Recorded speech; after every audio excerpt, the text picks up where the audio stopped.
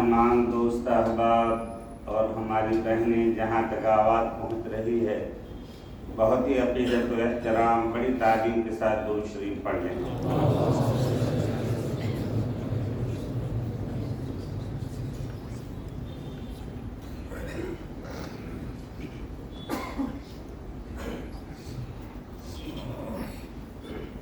الحمد لله نحمده ونستعينه ونستغفره ونؤمن به ونتوكل عليه ونعوذ بالله من شرور أنفسنا ومن سيئات أعمالنا، من يهده الله فلا مضل له ومن يضلله فلا هادي له، ونشهد أن لا إله إلا الله وحده لا شريك له، ونشهد أن سيدنا ونبينا ومولانا محمدا عبده ورسوله، رضيت بالله ربا وبالإسلام دينا وبمحمد نبيا، صلى الله تعالى عليه وعلى آله وأصحابه وأزواجه وذرياته، وبارك وسلم تسليما كثيرا كثيرا. أما بعد، فأعوذ بالله من الشيطان الرجيم. بسم الله الرحمن الرحيم. إنا عرضنا الأمانة على السماوات والأرض والجبال، فأبين أن يحملنها وأشفقن منها وحملها الإنسان إنه كان ظلوما جهولا. بزرگان محترم، علماء کرام، حفاظ کرام، بزرگوں اور دوستوں، میری پیاری ماں بہنوں، آپ کے سامنے قرآن مقدس کی آیت تلاوت کی گئی. اس آیت کریمہ میں رب ذوالجلال خالق کائنات اللہ رب العالمین نے ارشاد فرمایا. اس وقت کوئی تفصیلی بیان کا پروگرام نہیں ہے، بغیر کسی تمہید کے جو آیت تلاوت کی گئی اس کا ترجمہ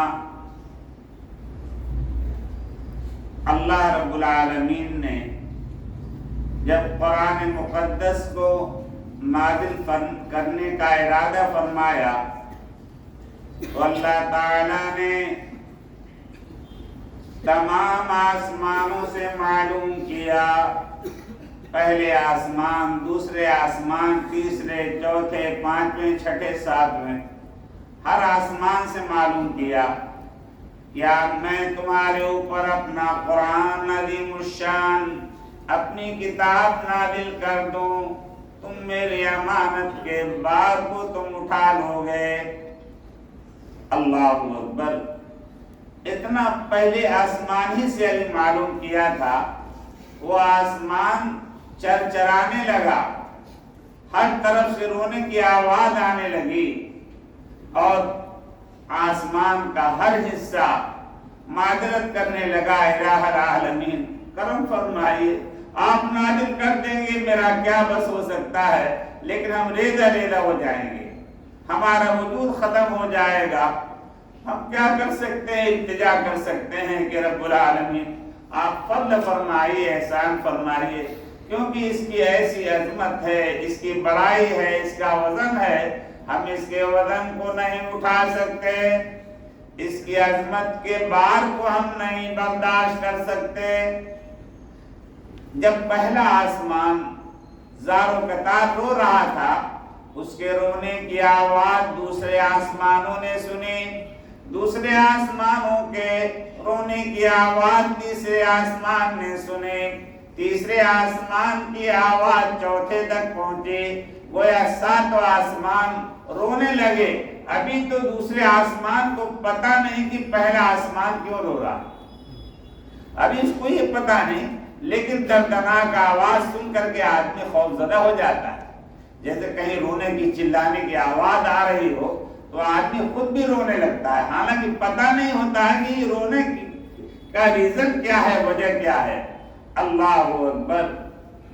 اللہ تبارک و تعالیٰ نے جب دیکھا کہ یہ رو رہا ہے اور التجا کر رہا ہے کہ میں اس امانت قرآن عظیم الشان کے بوجھ کو میں برداشت نہیں کر سکوں گا، تو اللہ تعالیٰ نے پھر دوسرے آسمان تیسرے آسمان جیسے ہی معلوم کرتے چلے گئے، ہر ایک رونے لگا۔ وہ تو پہلے ہی رو رہا تھا پہلے دوسرے آسمان کی آواز سن کر کے۔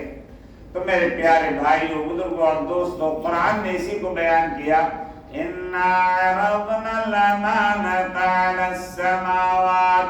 قرآن کو جب ہم نے نازل کرنے کا ارادہ کیا تو ہم نے آسمان سے معلوم کیا، کیا ہم قرآن کو تمہارے اوپر اتار دیں، اپنی امانت تمہارے حوالے کر دیں؟ اس نے معذرت کی، رونے چلانے لگے سب۔ اللہ اکبر۔ تو پھر اللہ تبارک و تعالیٰ نے ساتوں زمین سے معلوم کیا، عرضنا الامانۃ علی السماوات والارض۔ ساتوں زمین سے اللہ تعالیٰ نے معلوم کیا۔ پہلی زمین سے جب معلوم کیا کہ کیا میں اپنا قرآن مقدس کتاب قرآن عظیم الشان تمہارے اوپر اتار دوں، نازل کر دوں، زمین پھٹنے لگی، دھواں اٹھنے لگا اور ہر طرف سے جو ہے مطلب یہ کہ رونے کی آواز آنے لگی، زلزلہ پیدا ہو۔ اللہ اکبر۔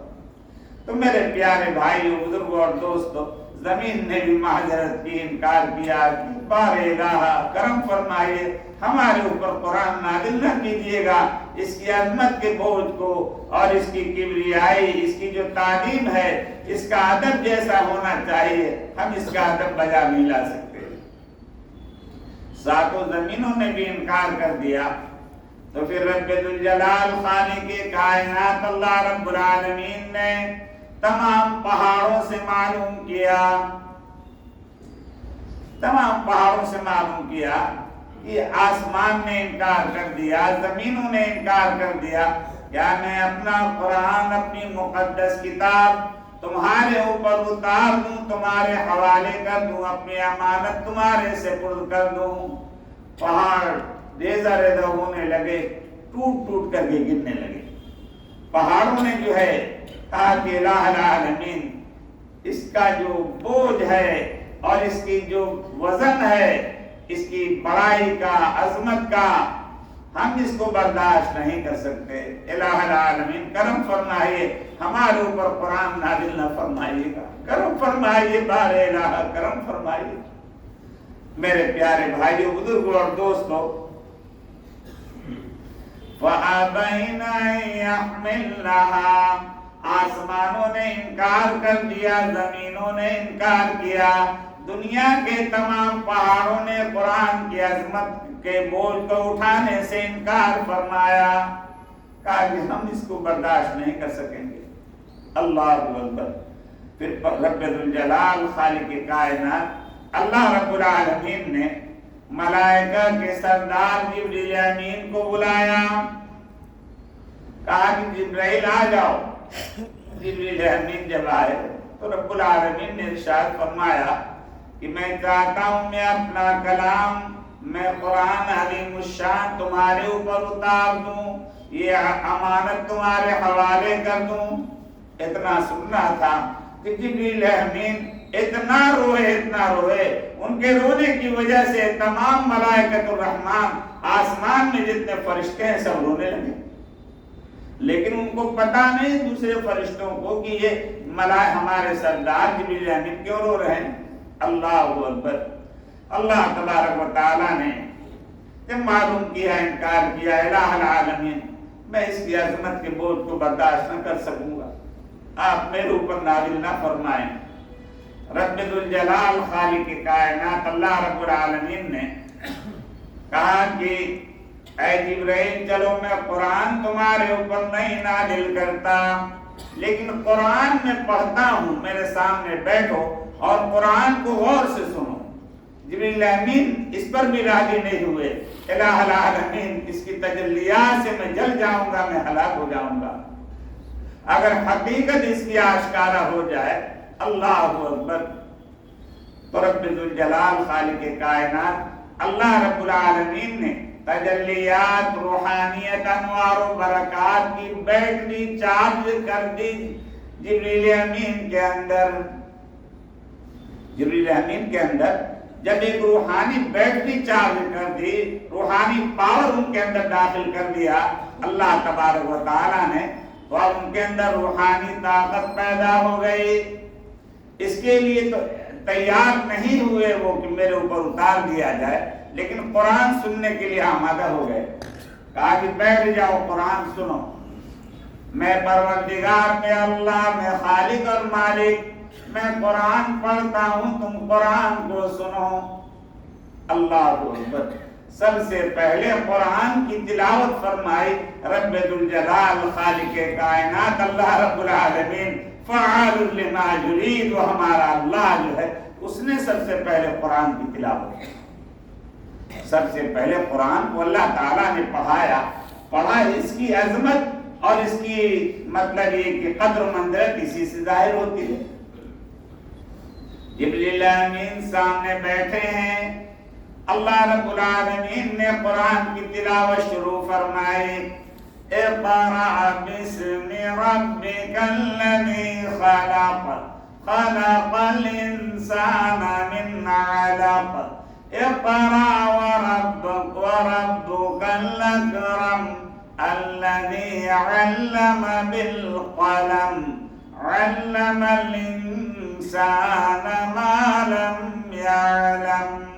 اللہ اکبر، سب سے پہلے اللہ تعالیٰ نے قرآن کو پڑھا۔ اب جبریل امین نے غور سے سنا تو پروردگار عالم نے حکم دیا ہے جبرائیل، اس قرآن کو جو تم نے سنا ہے اس کو لے کر کے جاؤ میرے لاڈلے پیغمبر محمد الرسول اللہ صلی اللہ علیہ وسلم کی خدمت میں۔ اللہ کو جبریل امین جب لے کر کے گئے ہیں اور درخواست کی، التماس کی، التجا کی، یا رسول اللہ آپ قرآن کی تلاوت فرمائیے۔ اللہ اکبر، اللہ کے لاڈلے پیغمبر جناب محمد رسول اللہ صلی اللہ علیہ وسلم نے ارشاد فرمایا، ما انا بقارٍ، میں قرآن پڑھا ہوا نہیں ہوں، میں قرآن نہیں پڑھ سکتا۔ جب انکار فرما دیا تو جبریل امین نے محمد الرسول اللہ صلی اللہ علیہ وسلم کو اپنے سینے سے لگایا اور خوب دبایا، بھیجا اور پھر چھوڑا اور کہا کہ پڑھیے، یہ قرآن کی تلاوت فرمائیں، قرآن پڑھیں۔ پھر کہا حضور نے محمد الرسول اللہ صلی اللہ علیہ وسلم نے، ما انا بقارٍ، میں قرآن پڑھا ہوا نہیں ہوں۔ دوسری بار بھی انکار کیا تو جبریل امین نے تیسری مرتبہ جو ہے اپنے سینے سے لگایا اور تیسری مرتبہ جب سینے سے جدا کیا اور درخواست کی، اے اللہ کے لاڈلے پیغمبر آپ قرآن پڑھیے، پروردگار کا حکم ہے، آپ قرآن کی تلاوت فرمائیں۔ پھر ہمارے آقا اور مولا، آقا انعامدار، سرکار مدینہ، تاجدار دو عالم جناب محمد الرسول اللہ صلی اللہ علیہ وسلم نے قرآن کی تلاوت شروع فرمائی، اقرأ باسم ربک الذی خلق، خلق الانسان من علق، اقرأ وربك الأكرم الذي علم بالقلم علم الانسان ما لم يعلم۔ جب محمد الرسول اللہ صلی اللہ علیہ وسلم نے قرآن کی تلاوت فرمائی ہے تو تمام ملائکۃ الرحمن اس آواز کو اللہ تعالیٰ نے پہنچایا، جیسے آپ پہنچاتے ہو، کہاں کہاں تک آواز پہنچاتے ہو۔ بہت سے لوگ جو ہے مطلب دوسرے ملکوں سے کہتے ہیں کہ ہم نے آپ کی دعا میں ہم شریک رہے، ہم آپ سے بیعت ہوئے، کیا بیعت ہو گئے؟ میں نے کہا اصلی آواز ہوئی تو بیعت ہو گئے، اور یوٹیوب میں ٹیپ ریکارڈ کے بعد میں آپ نے وہ کلمات توبہ کے کہے تو بیعت کی مرید نہیں ہوئے آپ۔ تو میرے پیارے بھائیو، بزرگوں اور دوستوں، اللہ تعالیٰ نے وہ آواز آسمانوں میں پہنچائی جو تلاوت فرمائی محمد الرسول اللہ صلی اللہ علیہ وسلم۔ فرشتے اتنا مگن ہوئے قرآن کو سن کر کے، اتنا مگن ہوئے، اتنا خوش ہوئے کہ سارے فرشتے جو ہے بار بار سجدے میں جا رہے تھے، الہ العالمین بس ہم یہی قرآن سنتے رہیں، ہمیں جو ہے اتنا لطف آ رہا ہے، ہمیں اتنی خوشی اور مسرت ہو رہی ہے، اے پروردگار عالم یہی آواز ہم سنتے رہیں۔ میرے پیارے بھائیوں، بزرگوں اور دوستوں، یہ قرآن مقدس اللہ تبارک و تعالیٰ نے ارشاد فرمایا اِنَّا نَحْنُ نَزَّلْنَا الذِّكْرَ وَإِنَّا لَهُ لَحَافِظُونَ۔ قرآن مقدس کو ہم نے نازل کیا اور قیامت تک ہم قرآن مقدس کی نگرانی اور حفاظت کریں۔ اس میں کوئی نہ رد و بدل ہوا ہے، نہ قیامت تک کوئی تغیر رد و بدل ہوگا، کمی ذاتی اس کے اندر پیدا ہوگی۔ اللہ اکبر۔ اور مفسرین یہ بیان کرتے ہیں، اللہ تبارک و تعالیٰ فرماتے ہیں کہ میرے بندے اور بندیاں، جب تم نے میرے قرآن پر محنت کی، اس کو یاد کیا، اس کو حفظ کیا تم نے، اللہ اکبر، حافظ تو میں ہوں۔ اللہ تعالیٰ فرماتے ہیں حافظ جو ہے خالق اور مالک اللہ رب العالمین ہے، لیکن اللہ تعالیٰ فرماتے ہیں میرے بندے اور بندیاں، جب تم نے میرے قرآن کی یاد کرنے میں محنت کی اور قرآن کو یاد کیا، اور جب قرآن کی تکمیل ہو گئی، قرآن مکمل حفظ ہو گیا، تو میں تم سے اتنا خوش ہو گیا کہ میں تم کو اپنا مبارک نام عطا کر دیتا ہوں۔ حافظ میں اللہ ہوں، میں خالق اور مالک، میرا نام حافظ ہے، لیکن کیونکہ تم نے میرے قرآن پر محنت کی، قرآن کو یاد کیا، اس کی عظمت کا لحاظ رکھا، میں تم کو اپنا مبارک نام عطا کر دیتا ہوں۔ میں اللہ اور میں خالق، میں بھی حافظ اور تم بھی حافظ، اور تم کو حافظ کہہ کر پکارا جائے گا۔ کہیں سبحان اللہ۔ کتنی بڑی مطلب یہ کہ عظمت ہے اللہ اکبر حافظ قرآن کے لیے۔ تو میرے پیارے بھائیوں، بزرگوں اور دوستوں، قرآن مقدس کے بارے میں ہمیشہ سازش ہوئی ہے کہ قرآن میں ایسی ایسی سازشیں ہوئی ہیں کہ قرآن کے حروف کو، قرآن کے الفاظ کو آگے پیچھے کر کے، کمی زیادتی کر کے، کچھ الفاظ دوسرے عربی کے ملا کر کے چھپوائے گئے لاکھوں کروڑوں کی تعداد، اور پوری دنیا میں جو ہے اس کو بھیجا گیا۔ جب پوری دنیا میں بھیجا گیا تو جہاں پہنچتا وہ قرآن 10 سال کے بچے کہہ دیتے کہ یہ غلط ہے، یہ غلط چھپائی ہو گئی، یہ پرنٹنگ اس کی غلط ہوئی، سارے قرآن کو جو ہے پورا چرچا ہو جاتا ہے کہ یہ قرآن غلط ہے، یہ قرآن کا یہ لفظ نہیں ہے، یہ تو قرآن میں جو ہے کوئی چیز یا تو کاتب نے یا پرنٹنگ میں جو ہے غلطی ہوئی ہے۔ سارے قرآن جو ہے دریا میں، سمندر میں ڈال دیے جاتے، کوئی سازش کامیاب نہ ہو سکی قرآن کے متعلق۔ میرے پیارے بھائیوں، بزرگوں اور دوستوں، مکہ مکرمہ میں ایسی ایسی سازشیں ہوئی، بڑے بڑے شاعروں کو بلایا گیا، یہ قرآن کے مقابلے میں کوئی آیت بیان کر کے پیش کریں، کوئی قرآن جیسی کوئی آیت پیش کریں، کوئی سورت پیش کریں۔ سورت تو کیا پیش کرتے، کوئی آیت ہی پیش کرتے۔ اللہ اکبر۔ تمام شاعروں نے سب طے یہ ہوا کہ ایک میٹنگ اور ایک کمیٹی بنی کہ جو بھی شاعر قرآن کے مقابلے میں جو آیت بنائے گا اس کو باقاعدہ میٹنگ میں پیش کیا جائے گا۔ میٹنگ اگر اس کو پاس کر دے گی تو پھر بیت اللہ میں اس کو لٹکا دیا جائے گا، یہ قرآن کے مقابلے میں یہ آیت ہے۔ اللہ اکبر۔ تو جو بھی مطلب یہ کہ بنا کر کے شاعر لے کر کے آتے، بڑے بڑے شاعر، بڑے بڑے ادیب، تو سب ناکام ہو جاتے، سب کہتے کہ اس کے اندر تو یہ غلطی ہے، یہ غلطی ہے، یہ غلطی ہے، یہ وزن مل نہیں رہا، یہ قافیہ بندی میں کمی ہے، لغت کے اعتبار سے، ترکیب کے اعتبار سے یہ غلطی ہے۔ خود ہی آپس میں طے کر لیتے کہ بھئی کیسے بیوقوف ہو، سب آپس میں جو ہے وہ شاید منہ چھپا کر وہاں سے رائے فرار اختیار کر لیتا۔ لیکن ایک بہت بڑا شاعر، سب سے بڑا شاعر، اس نے کہا کہ میں قرآن کے مقابلے پہ آیت بنا کر پیش تو کروں گا، لیکن میٹنگ میں نہیں رکھا جائے گا، اس کو ڈائریکٹ بیت اللہ میں لٹکا دیا جائے گا۔ ان کو تو قرآن کے خلاف سازش کرنا تھا، اور بہت بڑا شاعر، لوگ سمجھ رہے تھے کہ ہو سکتا ہے کہ کوئی ایسی آیت بنا کر کے پیش کرے۔ اللہ اکبر! تو وہ قرآن لوگ تیار ہو گئے، چلو ٹھیک ہے، نئی میٹنگ میں رکھیں گے، اس کو ڈائریکٹ بیت اللہ کے دیوار پر اس کو جو ہے لٹکا دیا جائے گا۔ جو آیت بنا کر شعر اس نے پیش کیا ہے، اتنی غلطیاں تھی اس کے اندر کہ تمام چھوٹے چھوٹے عربی جاننے والے وہ کہتے تھے کہ یہ غلطی ہے، یہ غلطی ہے، یہ غلطی ہے، یہ وزن ٹوٹ رہا ہے یہاں پہ۔ اللہ اکبر! اور وہ ہر ایک جو ہے ایک دوسرے پر اپنے منہ پر جو ہے رومال سے اور کسی چیز سے، چادر سے اپنے منہ کو ڈھکتے تھے کہ بڑی بے عزتی ہو رہی، بڑی رسوائی ہو رہی، قرآن کے خلاف آیت بنائی گئی اور اس کے اندر اتنی غلطی ہے، یہ قرآن کے مقابلے میں یہ آیت کیسے ہو سکتی ہے؟ میرے پیارے بھائی، بزرگ اور دوستو، اور اس نے بنا کے پیش کیا کی؟ سورہ فیل کے مقابلے میں پیش کی اس نے۔ عرب کے اندر ہاتھی بہت عجیب چیز مانی جاتی ہے۔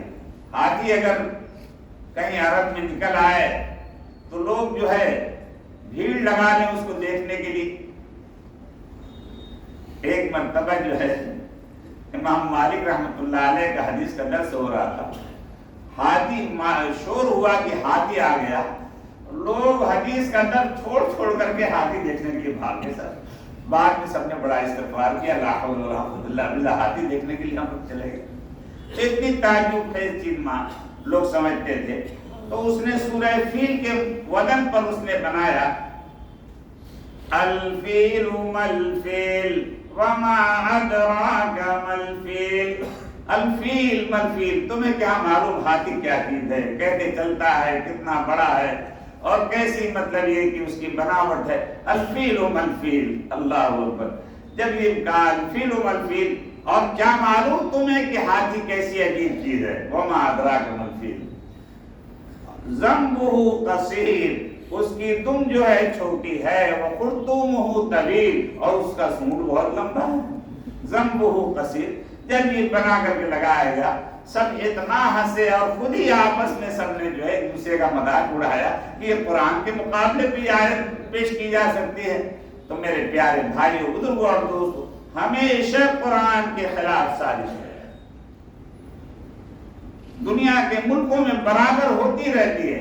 رب کعبہ کی قسم، قرآن کی حفاظت کی ذمہ داری رب ذوالجلال خالق کائنات اللہ رب العالمین نے لی ہے۔ قیامت تک قرآن جو ہے اسی اصلی حالت پر قائم رہے گا۔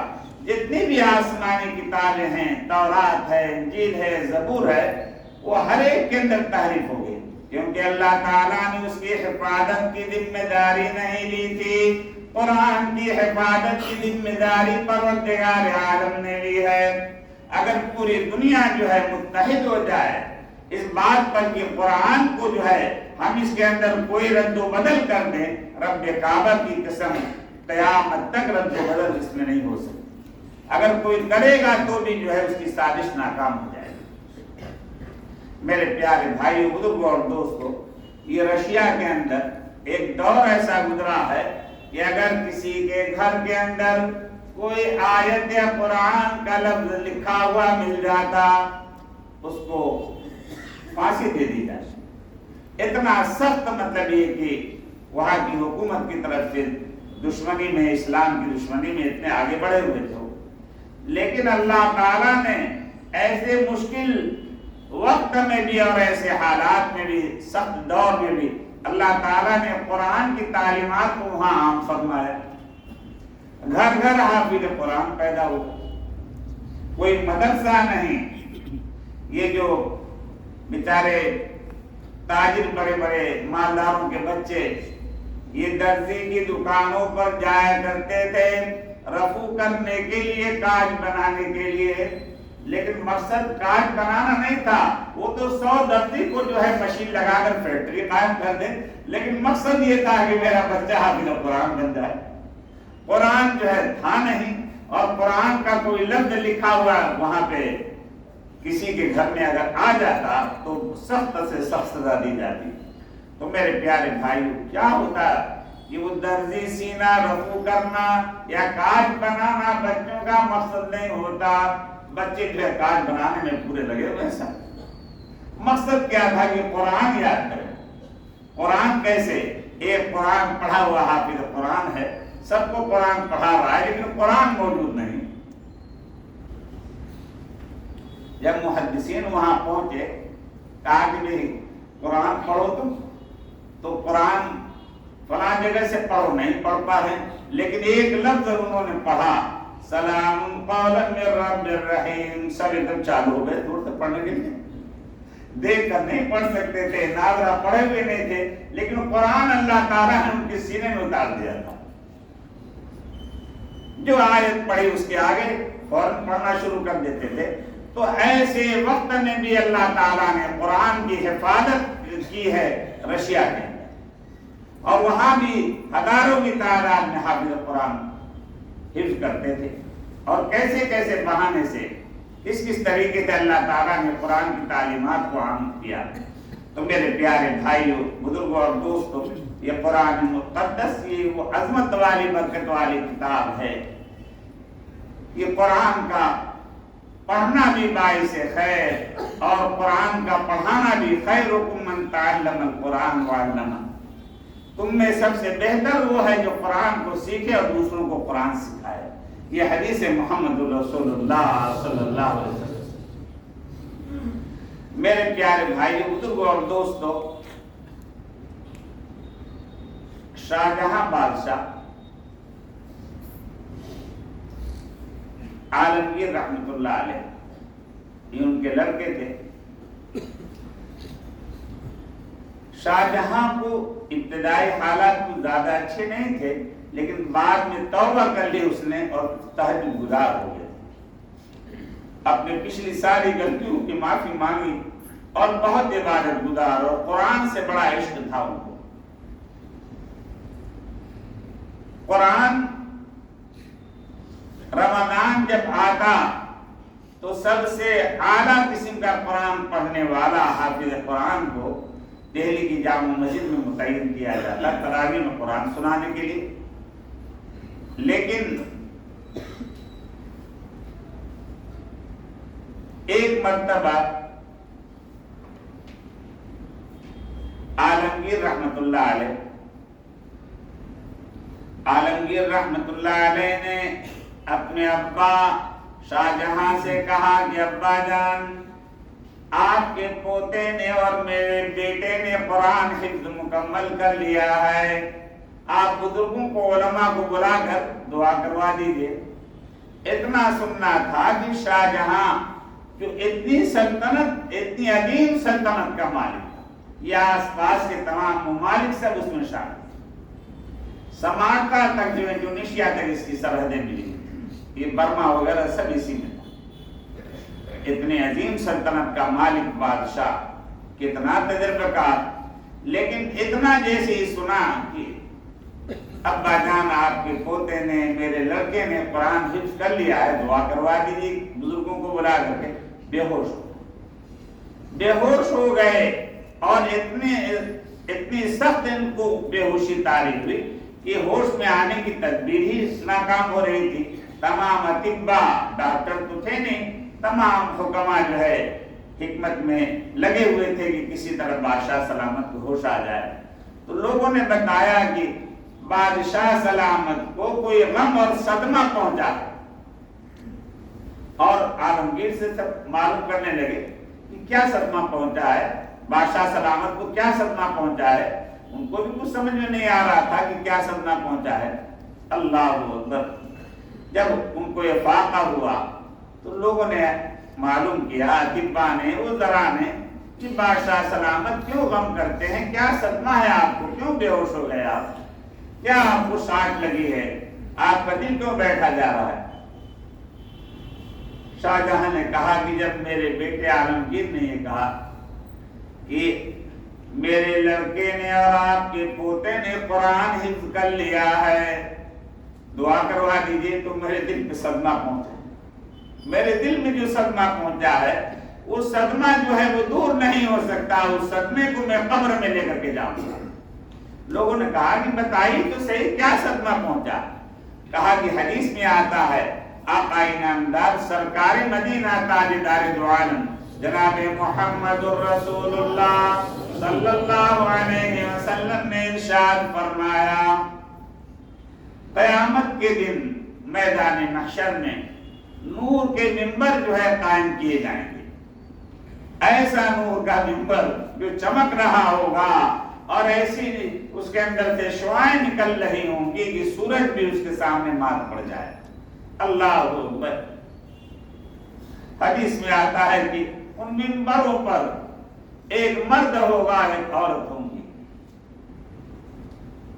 اور منبروں پر ایک مرد اور ایک عورت، تمام منبر جو ہے سجے ہوئے ہوں گے اور پوری دنیا بے چین ہوگی، پریشان ہوگی۔ لوگ کہیں گے، معلوم کریں گے کیا یہ کوئی پیغمبر ہے، کوئی نبی ہے، کوئی رسول ہے؟ کہا کہ ٹھیک ہے، اگر رسول ہے تو بغل میں کون بیٹھی ہوئی ہے، یہ خاتون کون ہے؟ اللہ اکبر۔ میرے پیارے بھائیوں، بزرگوں اور دوستوں، شاہجہاں نے کہا کہ مجھے صدمہ ہی پہنچا کہ حدیث میں آتا ہے کہ ماں باپ کے سروں پر عزت کا تاج جو رکھا جائے گا وہ فرشتے نہیں رکھیں گے، رب ذوالجلال خالق کائنات اللہ رب العالمین اپنے نورانی ہاتھوں سے رکھیں گے، اور تمام نعمتیں جنت کی جو ہے وہ فرشتے جو ہے سب تقسیم کریں گے، دیں گے، لیکن عزت کا تاج جو ہے، اتنی عظمت ہے قرآن کی، یہ حافظ قرآن کے ماں باپ کو جو ہے اللہ تعالیٰ نور کے منبر پر بیٹھایا جائے گا۔ حافظ قرآن کے باپ ہوں گے، حافظ قرآن کی ماں ہوگی، اور اللہ تعالیٰ اپنے مبارک ہاتھوں سے، نورانی ہاتھوں سے ان کے سروں پر عزت کا تاج رکھیں گے۔ اللہ اکبر۔ وہ شاہجہاں نے کہا کہ مجھے صدمہ پہنچا، مجھے صدمہ اس بات کا کہ چلو حافظ قرآن میرا پوتا حافظ بن گیا، دادا ہوں، سفارش کرے گا، جنت میں چلا جاؤں گا، لیکن عزت کا تاج تو مجھے ملنے والا نہیں، عزت کا تاج تمہارے اوپر اور تمہارے سر پر اور تمہاری بیوی کے سر پر رکھا جائے گا، کیونکہ تم اس کے ماں باپ ہو، میں تو دادا ہوں، میرے سر پر تو رکھا نہیں جائے گا۔ کہنے لگی یہ صدمہ اتنا ستا رہا ہے مجھے، اتنا صدمہ ستا رہا ہے۔ عالمگیر رحمت اللہ علیہ ان کو جو ہے اس بات کا بڑا غم پہنچا کہ میرا باپ اتنے صدمے میں ہے، اتنے صدمے میں، اتنا غم سوار ہے۔ کہا کہ یہ غم ایسا ہے کہ جو میں قبر میں لے کر کے جاؤں گا، اور کوئی اس کا حل نہیں۔ عالمگیر رحمت اللہ علیہ وہاں سے پیچھے ہٹے اور دعا ہوا کرانا تو سب بھول گئے۔ جب کوئی کہتا کچھ اس طریقے کا تذکرہ ہوتا تو فوراً یاد آتا کہ کاش میرا بیٹا بھی حافظ قرآن ہوتا اور عزت کا تاج اللہ تعالیٰ میرے سروں پر اپنے ہاتھوں سے رکھتے، اس کا کیا مقام اور درجہ۔ تو میرے پیارے بھائیوں، بزرگوں اور دوستوں، عالمگیر رحمت اللہ علیہ نے قرآن کو حفظ کرنا شروع کیا، قرآن یاد کرتے رہے، محنت کرتے رہے۔ ہر سال تو جو ہے ملکوں سے جو حافظ قرآن بلائے جاتے تھے تراویح میں قرآن سنانے کے لیے، لیکن جب شعبان کا مہینہ شروع ہوا، تمام ارکان دولت وزراء جمع ہوئے اور مشورہ ہوا کہ اس سال اچھے سے اچھے قاری کو، قاری قرآن کو بلایا جائے قرآن تراویح میں سنانے کے لیے۔ اللہ اکبر۔ تو عالمگیر رحمت اللہ علیہ بہت ہی تواضع کے ساتھ، لجاجت کے ساتھ کہتے ہیں کہ ابا جان، میری ایک تمنا ہے کہ اگر اجازت ہو کہ ان سال میں رمضان میں قرآن تراویح میں سنا دوں۔ انسان نے رمضان میں قرآن تراویح میں سنا دی، حالانکہ ان کے پاس ساری ذمہ داری حکومت کے سنبھالنے کی ان کے ذمہ تھی۔ شاہ جہاں تو کمزور بوڑھے ہو گئے تھے، 42 سال کی عمر تھی تقریباً، قرآن یاد کرتے رہے اور شاہ جہاں نے کہا کہ ارے محمد، عربی میں ارے بیکار آدمی، ارے محمد اگر تم حافظ ہوتے تو مجھے یہ غم کیوں سہنا پڑتا اور یہ غم مجھے کیوں ستاتا۔ کہا کہ ابا جان دعویٰ نہیں ہے، قرآن ہے میرے پاس، پڑھوا لیجئے کہیں سے، پڑھنے کی کوشش کروں گا، دعویٰ نہیں کرتا۔ شاہ جہاں نے قرآن کھول کر کے پڑھوایا اور عالمگیر رحمت اللہ علیہ نے قرآن جو ہے اتنی مطلبی خوش آوازی سے قرآن کی تلاوت فرمائی کہ تمام ارکان دولت جو ہے اس قرآن کو سن کر کے ولایت کے مقام تک پہنچ گئے۔ اتنا مطلبی کہ سرور پہنچا اور اتنی روحانیت پیدا ہوئی اور اتنا دل منور ہوا کہ ان کی افواج میں سے بہت سے صاحب نسبت بن گئے۔ تو میرے پیارے بھائیوں، بزرگوں اور دوستوں، کہنے کا منشا یہ ہے، اور پھر جب سنا لیا اور قرآن سن لیا شاہ جہاں نے، پھر زار و قطار رونے لگے۔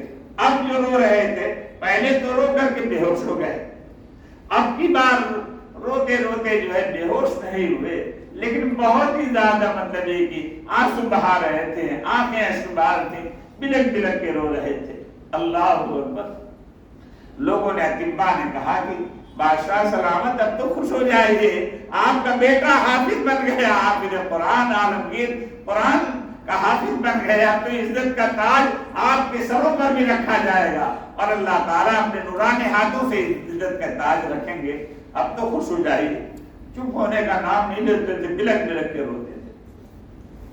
جب لوگوں نے معلوم کیا کہ رونے کی وجہ کیا ہے تو شاہ جہاں نے بتایا کہ پہلا رونا جو میرا تھا غم کی وجہ سے، صدمے کی وجہ سے تھا، میرا دل بیٹھا جا رہا تھا۔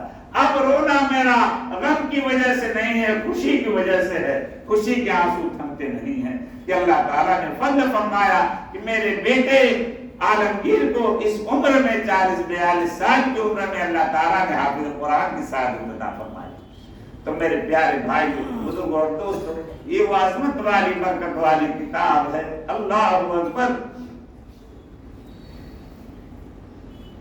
سب سے پہلے قرآن کی تلاوت اللہ تعالیٰ نے کی۔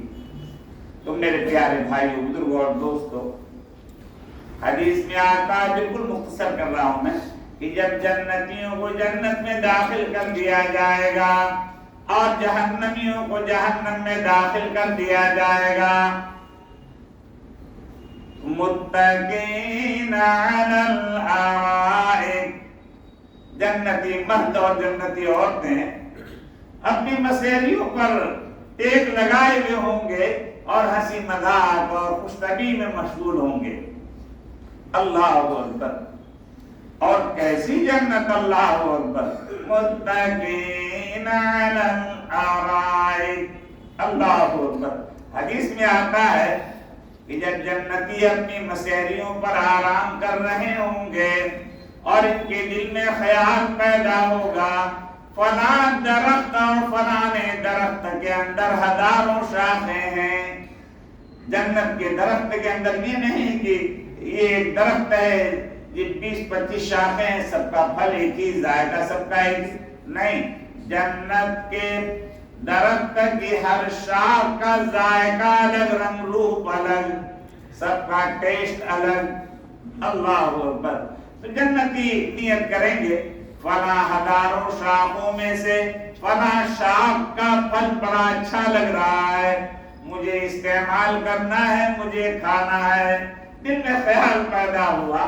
حدیث میں آتا ہے وہی شاخ جھکتی بھی آئے گی، اس کو جو ہے نہ بیل بجانے کی ضرورت، نہ انٹرکام کی ضرورت، نہ سیل فون کی ضرورت، نہ غلاموں کو حکم دینے کی ضرورت۔ دل میں خیال پیدا ہوا ہزاروں شاخوں میں سے فلاں درخت کی فلاں شاخ کا پھل مجھے استعمال کرنا ہے، وہ شاخ جھکتی بھی آئے گی اور جنتی مرد اور جنتی عورت کے منہ میں داخل ہونا شروع ہو جائے گی۔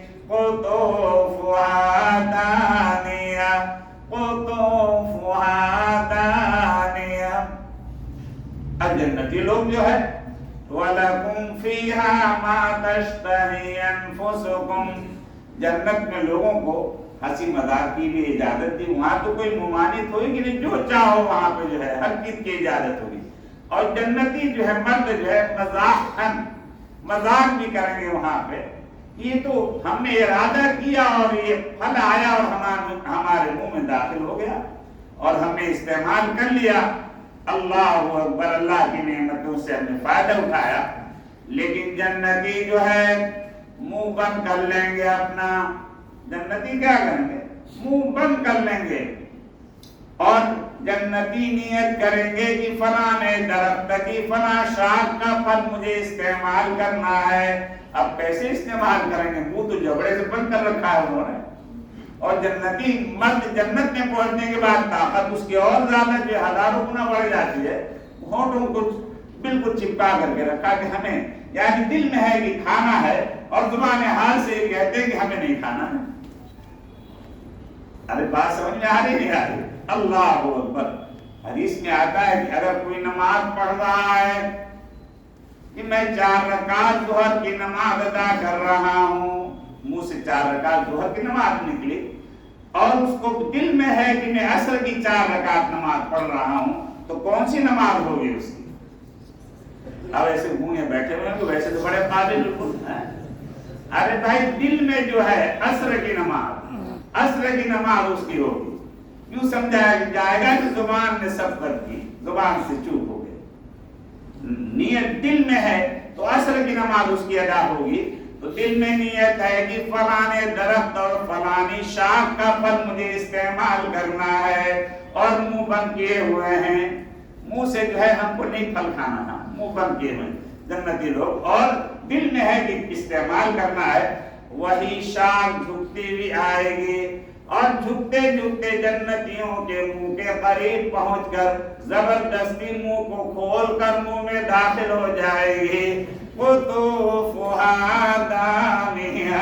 کیسی جنت، اللہ اکبر، کیسی مگن ہوں گے سب لوگ اپنی مسحریوں پہ جب آرام کرو. ایسی جنت کے فضائل مناقب، رب کعبہ کی قسم مجھ جیسا کم علم انسان اگر بیان کرنے لگے سال کی مدت میں پورے نہیں ہو سکتے. اللہ اکبر. اتنے میں مرد بھی عورتیں بھی پھل کھا کر کے مگن ہوں گے، آپس میں ایک دوسرے سے ہنسی مذاق کر رہے ہوں گے، ٹیک لگائے ہوئے ہوں گے. اتنے میں جنت میں اعلان ہوگا، جنت میں ہر طرف اعلان ہوگا، سلونی سلونی سلونی سلونی. جنتی مرد اور جنتی عورتیں ہڑبڑاہٹ میں اپنی مسحری چھوڑ کر بھاگ اٹھیں گی. کہیں گے کیسا اعلان ہو رہا ہے، کیسا اعلان ہو رہا ہے؟ سلونی سلونی سلونی سلونی. اللہ اکبر. اللہ تعالیٰ کی طرف سے یہ اعلان فرشتے کریں گے. اعلان یہ جلدی سے اب پریشان کی.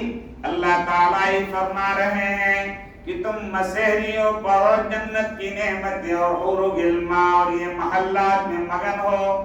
ابھی تو بڑی نعمتیں رہ گئی ہیں تمہیں ملنے سے. مانگو، بڑی نعمتیں جنت کی مانگنا ہے تمہیں. سنونی سنونی. مانگتے کو نہیں، مانگو بڑی نعمتیں. حور میں جو ہے بالکل مگن ہو گئے، مسحریوں پر مگن ہو گئے. مانگو بڑی نعمتیں ابھی رہ گئی ہیں. سنونی سنونی. اللہ اکبر. اب وہاں جو ہے جنت کے اندر جو ہے پریشان ہوں گے، کیا مانگیں. محلات مل گئے، حوریں مل گئیں، لائن سے لگی ہوئی حور جو ہے، اور کیا نعمتیں، تمام پھل اور تمام محلات. اب نعمتیں تو مل گئی، اب مانگے تو کیا چیز مانگنے سے رہ گئی ہیں. اللہ اکبر. اب کوئی بتانے والا ان کو نہیں ہوگا. وہاں علماء کرام کو لوگ تلاش کریں گے. اس کو تلاش کریں گے، علماء کو تلاش کریں گے کہ علماء مل جائیں، ان سے معلوم کریں کہ اللہ تعالیٰ کہیں کہ مانگو، ابھی بڑی نعمت رہ گئی مانگنے سے. علماء اگر کوئی مل جائے گا وہاں پہ علماء جو ہے تو کنی کٹا کے بھاگ گیا، چلو ہٹو یہاں سے، ایک چائے بھی نہیں پلائی وہاں پہ دنیا میں جو ہے آگے جو ہے معلوم کرنے کے لیے، کیا ہم نہیں بتاتے؟